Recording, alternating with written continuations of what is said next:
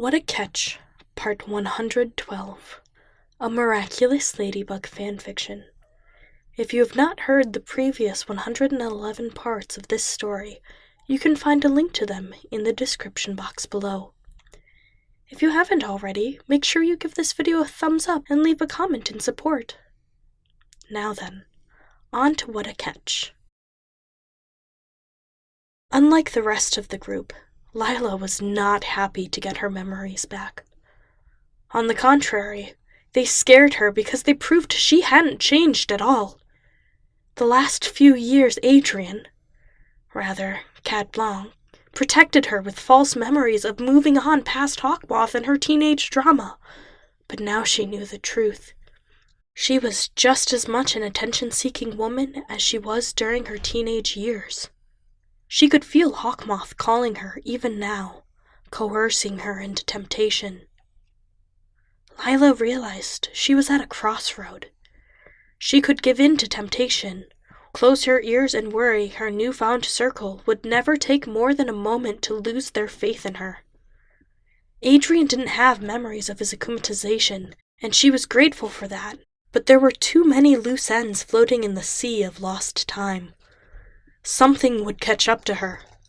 It was a matter of when, not how.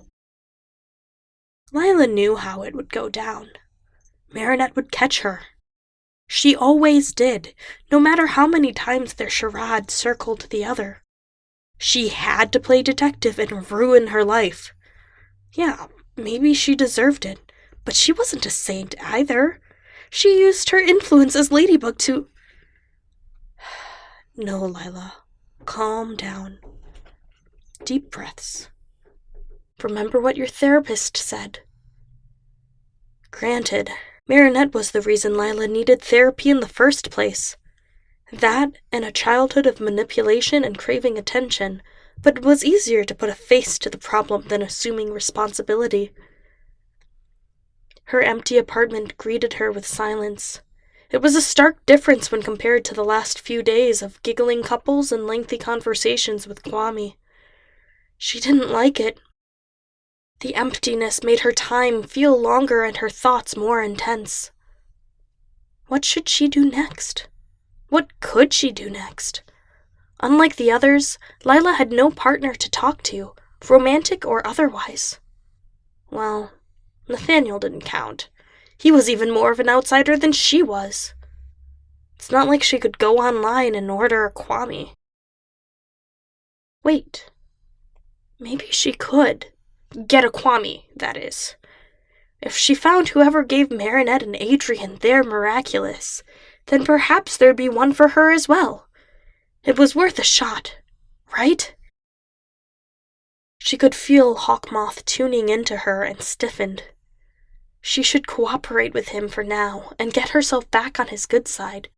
Then, at the best time, sell him out to earn herself a Kwame. Yes, that would do it, or at least get close enough to the guy who had them to swipe one of her own. She flopped onto her bed, heart racing as she gave the loose idea a second thought.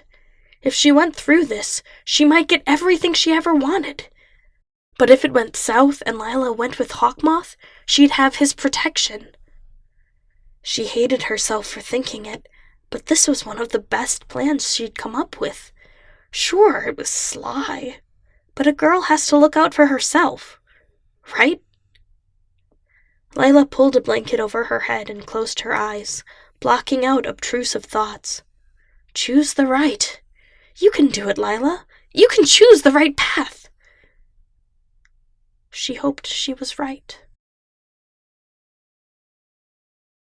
Thank you so much for listening. My cat kept trying to get into the recording booth earlier on before my roommate took her out, so I wonder how many of you heard that. Oh well, moving on. The next part's coming out next Wednesday, I think. Anyway, kerchow!